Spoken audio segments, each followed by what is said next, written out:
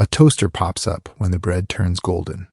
A toilet stops refilling when the tank becomes full. A pressure cooker releases steam when the pressure reaches its working limit. These objects seem to know exactly when to act. We use them so often that we barely notice how strange that is.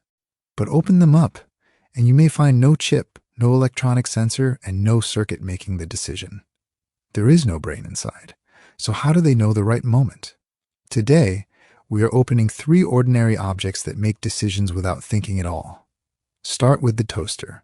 Pressing the lever does 2 things at once. It locks the bread inside and powers the heating coils. But how does it know when the toast is ready if no clock is counting the seconds? The key is a small part called a bimetallic strip. It is made from 2 different metals bonded into one strip. Metals expand when they get warmer, but these 2 expand by different amounts. One tries to grow farther than the other. Because they are joined, the strip is forced to bend toward one side. The longer it is heated, the farther it bends. Eventually, the tip reaches a preset point and trips the latch holding the lever down. The latch releases, a compressed spring snaps upward, and the toast pops out. Notice what the mechanism is really measuring. It's not counting seconds. It is responding directly to heat. Once enough heat accumulates, the metal changes shape and releases the toast. The Browning dial simply changes how far the strip must bend before it can trip the latch. Next, look inside a toilet tank. When you flush, the stored water rushes out and fresh water begins refilling the tank. How does it know when to stop before the tank overflows? The key is the float, a hollow ball or cup riding on the water. Buoyancy makes the float rise with the water level. The float connects to an arm that controls the inlet valve. When the tank is low, the float hangs low. The valve stays open and water flows in. As the water rises, it lifts the float. The arm then closes the valve.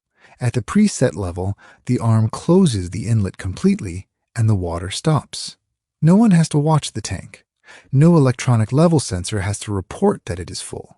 The water level itself gives the stop command through one floating part. A pressure cooker makes a more serious decision because it is tied to safety. Inside the sealed pot, boiling water becomes steam. The steam cannot escape freely, so pressure builds. Higher pressure raises water's boiling point, letting food cook at a higher temperature and finish faster. But pressure cannot rise without control. Too much becomes dangerous, so the cooker needs a regulator that keeps it near a safe working level.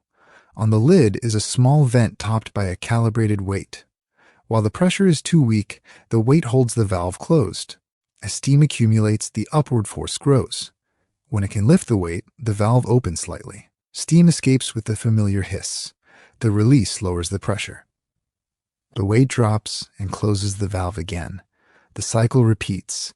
Pressure rises, the weight lifts, steam escapes, and the valve closes. The mechanism continuously balances the upward force of the pressure against the downward force of the weight. Whenever the pressure overcomes that weight, the cooker vents enough steam to keep the pressure from climbing too far.